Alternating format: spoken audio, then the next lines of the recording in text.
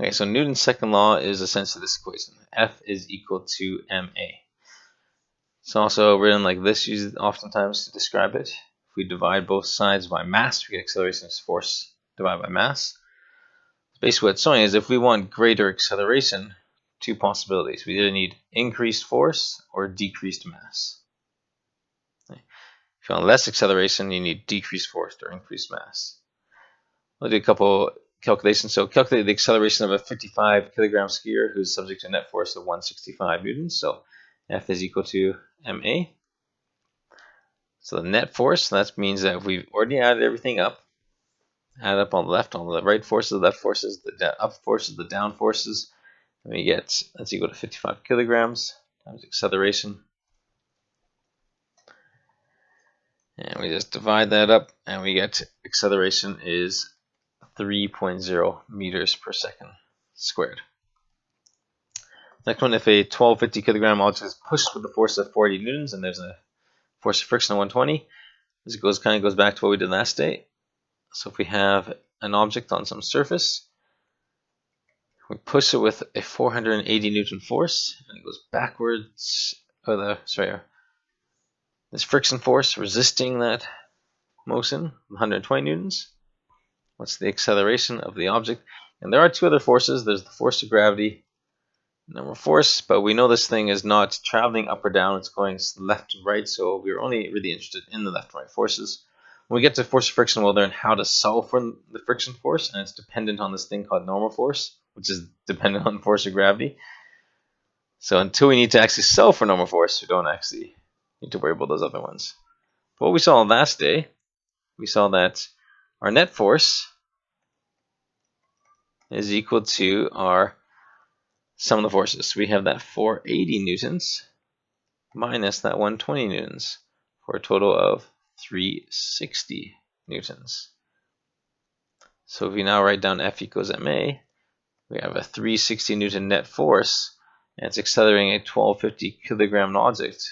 We can find out how much it accelerates. So 360 divided by 1250. And this thing is accelerating at 0.29 meters per second squared.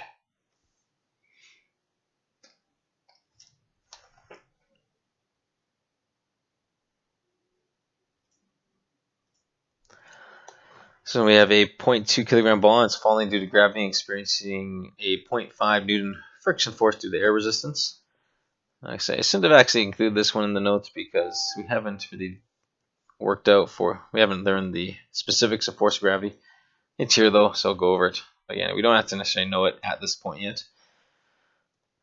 So for this one, we have force of gravity going downwards, and we're saying we have some friction force slowing down that fall.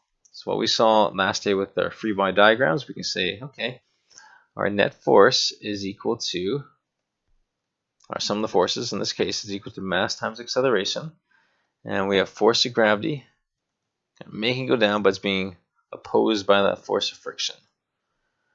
So we have 0.20 kilograms. And what we'll learn later is force of gravity. The equation is mass times gravity. So if we have that sorry, I forgot to put that A there. A. 0.20 kilograms. It's being affected by gravity, or being opposed by 0.50 newtons. So normally things, like what we learned in kinematics, is things accelerate downwards at 9.8 meters per second squared. Right, that's only really for very aerodynamic shapes. For things that do experience greater air resistance, the acceleration downwards is not actually 9.8. It's going to be something less than. So I have 0.2 times 9.8, 1 meters per second squared. Came out to 1.962, but it's being opposed by that 0.5. So we get a net force of 1.462 newtons.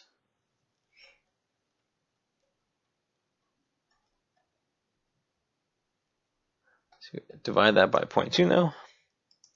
We get an acceleration of 7.3 meters per second squared. 7.3 meters per second squared.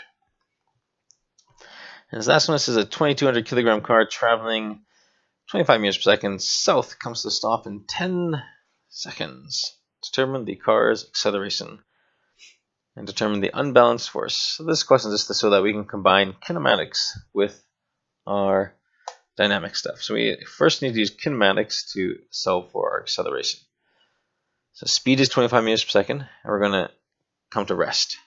So we know our v initial is equal to 25 meters per second. V initial. Our v final is equal to 0 meters per second. We know t is 10.0 seconds. D is unknown. We're trying to find an acceleration.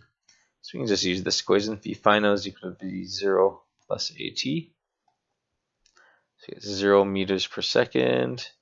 Yeah, 10.0 meters per second. A, and there's 10. Okay, so pretty straightforward. We can see A is equal to negative 1.00 meters per second. Oh, shoot. What am I doing? Let me erase that. Sorry, copied it down wrong. Our V initial is 25 meters per second.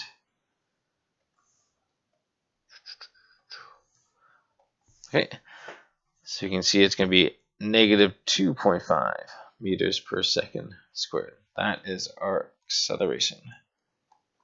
We're slowing down. So now we can determine the unbalanced force required to cause that acceleration. Okay, F equals ma. Our mass is 2,200 kilograms. And our acceleration is negative 2.5 meters per second squared. So we need a force of negative 5,500 newtons in order to slow down this car.